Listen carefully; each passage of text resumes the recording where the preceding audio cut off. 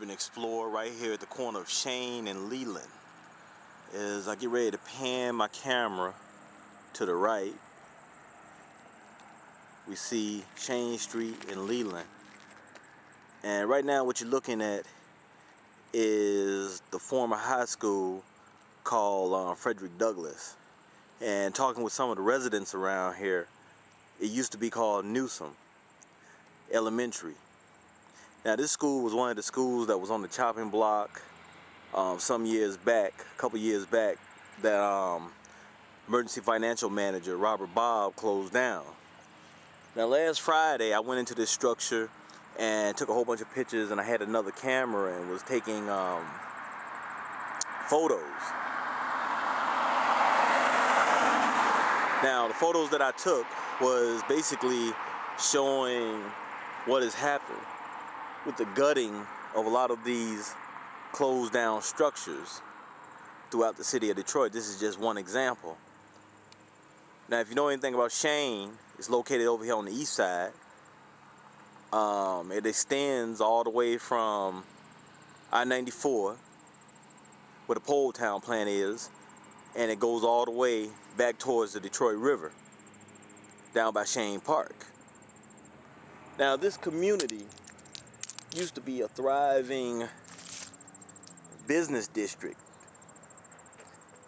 A lot of Polish immigrants settled in this area, and if I'm not mistaken, I think this used to be called Little Pole Town. Now the word Shane, or the name Shane, or I should say the street, is named after a family that used to own a farm in this area, and I'm gonna find out that a little bit later. So right now we're gonna take a quick tour inside to look at the devastation that has occurred at this closed down school. So hold on tight. Right now we're on the west side of the building, and as you can see, the little security gates or barriers that were put up by this company called VPS have not done any good. So right now we're gonna go inside, like I stated before, take a real quick look. And as I stated before, back on the 29th, I took a tour through here and just looked around and looked at the devastation and looked at how the building is basically an environmental hazard, because people have pulled down ceiling tiles that are made out of some kind of cancer-causing material. As I pan around, you can see the devastation of the tiles on the floor. The security barriers have been knocked out, and you even have a little artwork. Now when I was here last week, by the way, it was on the 29th of October, I basically did like a little tour, but like I said before, my camera had went dead. And this right here used to be part of the cafeteria, if I'm not mistaken.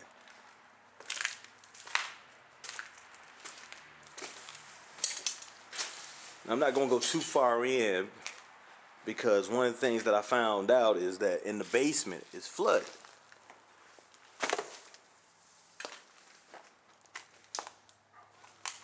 This right here is the power plant.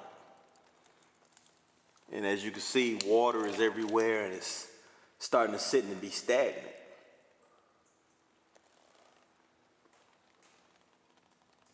And people have come through here and possibly stripped as much as they could, particularly from the pipes.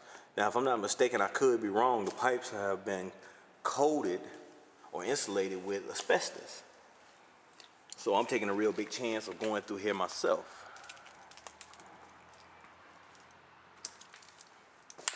As we make our way around, going to another part of the cafeteria where a stove or oven used to be and where they prepared the meals. Now see, I didn't go through here Friday because, you know, my time was limited and I did not have enough battery juice on my still camera.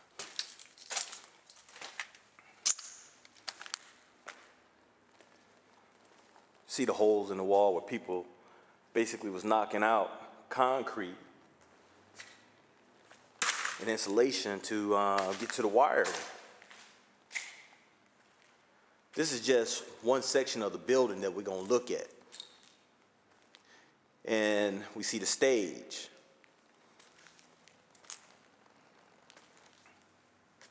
And this is the remnants of what used to be a piano.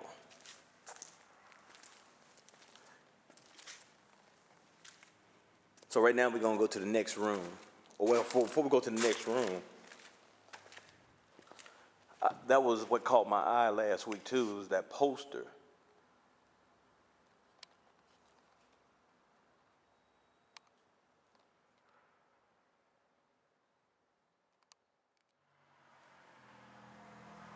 Right now we're still on the south side of the building. And the reason why I'm going through here is because I'm not the bravest man in the world. The reason why I'm going through here like this is because at least if something comes through here or somebody tried to, do some harm to me, I can just jump out through where the windows used to be. All that's gone. As I stated before, this is a hazard because you got insulation, you got old ceiling tiles, and you got old floor tiles. And then, as I stated before, some of the insulation from the pipes has been removed. And from what I understand, there we go right there. Some of these pipe and some of the pipe insulation used to be, it was made of asbestos. And if you know anything about asbestos, if you disturb it, it contaminates the air, and it has to be removed in during a special process.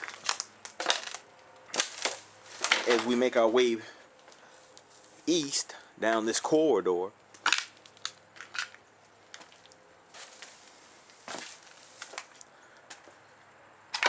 you see the devastation and destruction.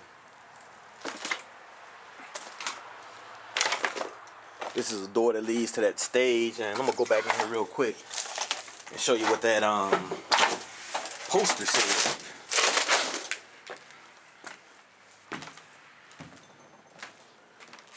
Do you know February is Black History Month? And Frederick Douglass was a 19th century abolitionist. And it looked like somebody trying to play a practical joke by making a noose. He was an abolitionist who was born in slavery, but he fought for his freedom. Now, I'm not going to get into the controversy surrounding Frederick Douglass, but you have to do that research on your own. Once again, this is Brother I Am Broke, as we make our way through this interesting tour of the old Frederick Douglass High School over here on the east side of Detroit at Shane and Leland Street. Another corridor.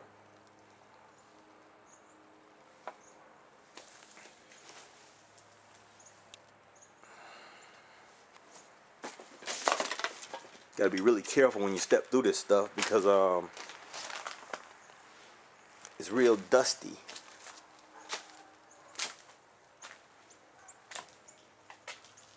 Old women's restroom.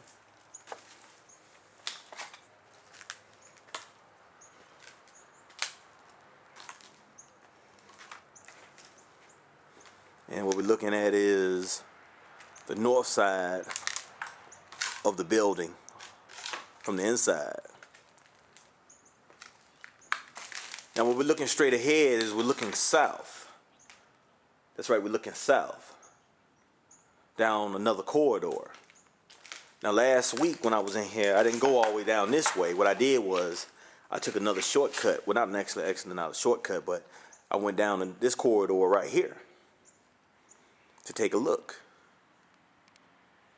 And I got some pretty good pictures and everything. I just hated that my battery died from my camera.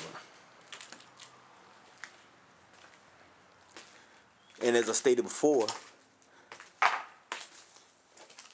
this building looked like it had a lot of potential.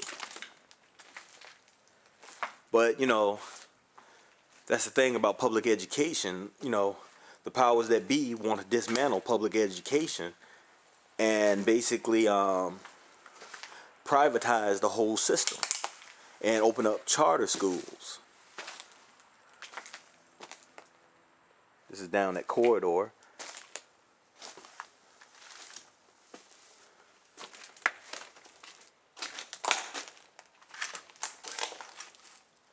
You know, some people ask me, how do I do this? Or how can I do this? I tell them it's very simple. God protects me. And this needs to be documented. Because this right here is just one of many schools in the city of Detroit that have been shut down, where people have basically vandalized. That right there is a huge security door.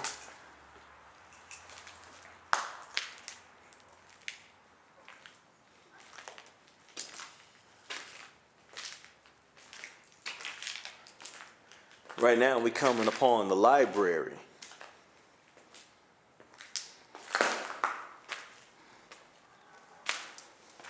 And I guess, it's the old joke, this is where they bury the lies.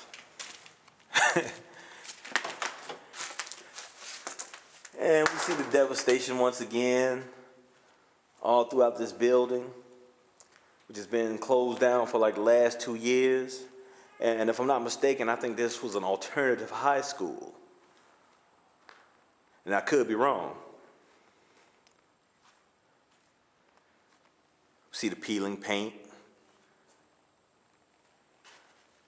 the vacant offices, the empty bookshelves, the shattered glass. And I'm sure that this building, if the walls could talk, it probably would have a billion things to say, a billion stories to tell. This whole neighborhood within itself would have probably a billion stories to tell. Just to let you know, Shane Street, this part of Detroit, used to be part of Hamtramck. If you check the city records or check the old maps, this all used to be part of the city of Hamtramck. We're going to step outside for a minute, get a little fresh air. See, we got graffiti on the wall there.